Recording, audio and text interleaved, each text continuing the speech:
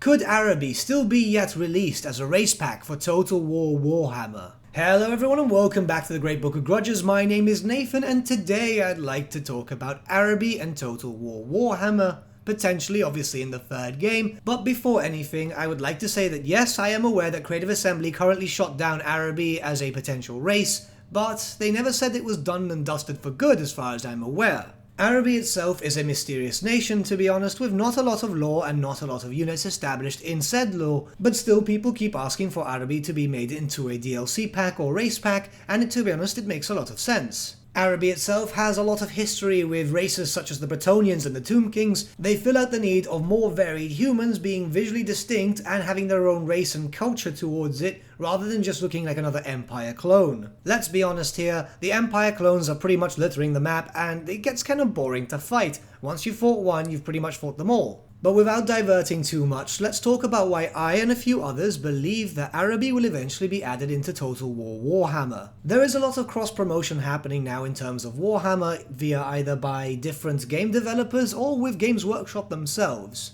And while that might seem very normal in a business sense, I want to look towards something that hasn't been released yet, that being Warhammer the Old World, which is supposed to be a revival of Warhammer Fantasy. As far as any gamers are aware at the moment, we still don't have too much information about that. Whilst we do not have any information regarding the setting itself, we do have some sort of hint, where they've shown us a map which looks like it's going to be based around the age of the three emperors. We won't get too much into the lore aspects of this, I'll probably cover this in a separate video, but basically there was a time where the emperor was killed by the Skaven, and many of the elect accounts believe that they should be emperor in his stead now as successors. This led to a grand civil war throughout the empire, and a lot of stuff did happen, but we'll cover that in a video in the future.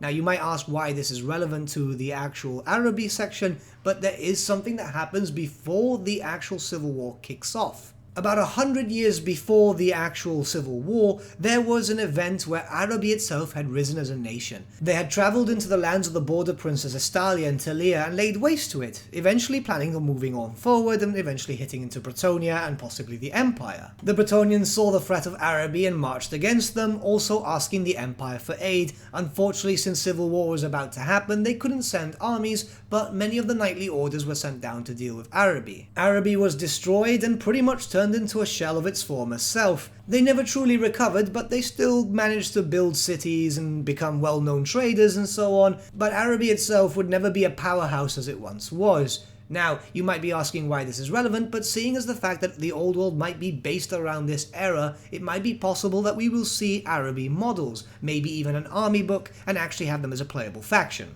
Now, what would be the best way to hype up an Araby army release? Well, it would make a smart business sense if they look towards Total War Warhammer. The release of a DLC at the same time as a release of a new army would actually make a lot of sense. You could be able to cross-promote and make sales on both fronts. Now it would be a little bit difficult to actually see how they could fit it onto the narrative of the third game. We still haven't seen the map for that, but it's more than likely based on the east, but it's more than likely that we'll see a character such as maybe Al-Mukhtar travelling up north to try and do something, getting some riches and so on. Yes, he should be long dead by this point in the timeline, but we've seen characters like Rapans come back, so I don't think it's too much of an issue. But what do you guys think? Do you think that Araby will be made into a playable faction in Total War Warhammer? And for those tabletop gamers over here, do you think that Araby will be made into a playable faction in the old world? Let me know in the comments below and let's start a little discussion. Let's have some fun with this. And with that, my friends, we've come to the end of our video. Thank you so much for watching. If you did enjoy the video, might I suggest giving the video a like, or even subscribing to the channel, as it really does help us out. In the description below, we have various links to our social media such as Discord, Instagram, Facebook, and so on, where you can get in contact with the Great Book team. Also in the description below is an affiliate link with Element Games where you can buy loads of hobby stuff, not just Warhammer, for 10 to 25% off. Your purchases on that site also support the channel at no extra cost to you, which I think is pretty cool. You get stuff for cheaper and it also helps the channel a little bit. A big thank you to our patrons. Your support means the world to us. Honestly, it's super cool where we see people wanting to help the channel grow, and honestly, everything you guys do, not just the patrons, it really does help us out with the sharing, the liking and all that. It's super cool. But with that, my friends, once again, thank you so much for watching, and I shall see you all again very, very soon. Have a good day.